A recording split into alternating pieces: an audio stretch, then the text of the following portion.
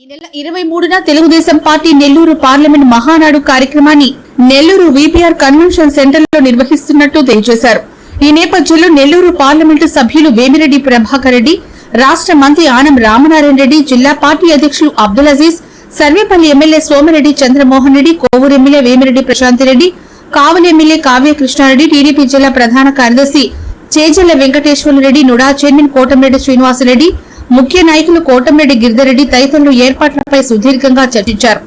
Convention centre ప్రాంగణాన్ని పరిశీలించి ఏర్పాటు చేయాల్సిన వసతులపై సమీక్షించారు. సదుపాయాలపై పటిష్ట చర్యలు తీసుకోవాలని నిర్ణయించారు. అలాగే జిల్లా మహానాడులో తీర్మానించాల్సిన అంశాలపై వారు చర్చించారు.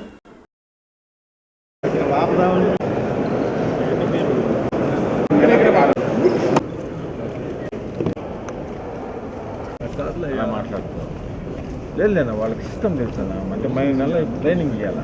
ఆల్రెడీ దిగును కాకపోతే ఏంటంటే మళ్ళీ ప్లాన్ చేద్దాం.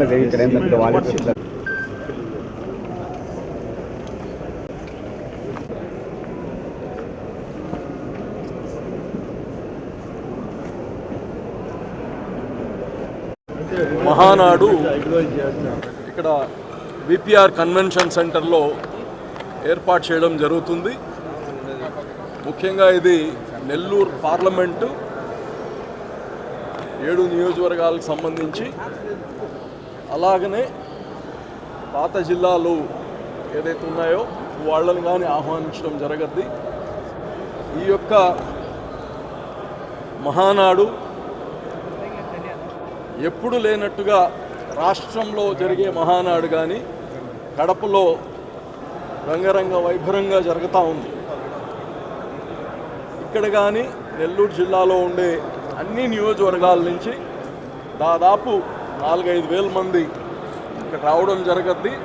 ఇక్కడ సాంస్కృతిక కార్యక్రమాలు కావచ్చు, తెలుగుదేశం పార్టీ ఈ జిల్లాకు సంబంధించి రాబోయే సంవత్సరాలకి ఏమేమి అభివృద్ధి కార్యక్రమాలు, ఏ సమస్యలపైన తీర్మానాలు తీసుకోవాలి, ఇవన్నీ తీసుకొని రాష్ట్ర కమిటీకి కానీ ఇక్కడి నుంచి ఆ తీర్మానాలు పంపడం జరుగుతున్నాయి. ఆ కార్యక్రమాల తర్వాత నెల్లూరు జిల్లా నెల్లూరు పార్లమెంటు పరిధిలో జరిగేటువంటి మహానాడు చాలా అద్భుతంగా ఉండే విధంగా జన సమీకరణ కానీ, మా పార్టీకి సంబంధించిన డెలిగేట్లే దాదాపు 4,000 పైన డెలిగేట్లు అధికారికంగా ఉన్నారు.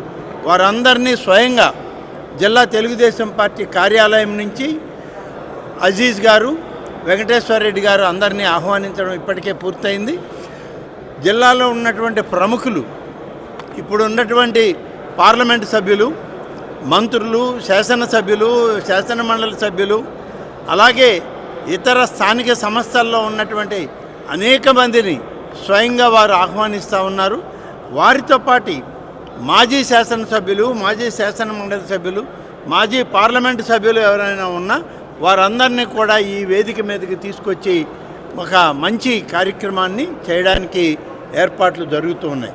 ఈ ఏర్పాట్లన్నింటినీ పరిశీలించడానికి అజీజ్ గారి నాయకత్వంలో మన పార్లమెంటు సభ్యులు ప్రభాకర్ రెడ్డి గారు, చంద్రమోహన్ రెడ్డి గారు, కృష్ణారెడ్డి గారు, అలాగే ప్రశాంత్ రెడ్డి గారు, మేము అందరం కలిసి ఇక్కడికి రావడం జరిగింది.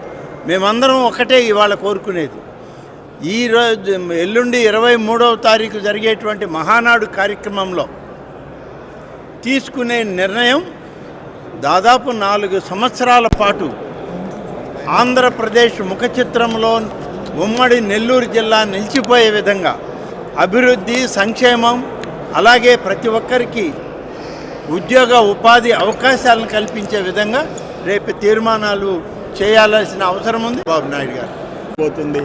కడపలో 27, 28, 29 అనేకమైన నిర్ణయాలు, పార్టీ భవిష్యత్ నిర్ణయాలన్నీ దాంట్లో రెజల్యూషన్స్ పాస్ చేస్తాము. అందరి మీద ఉండేది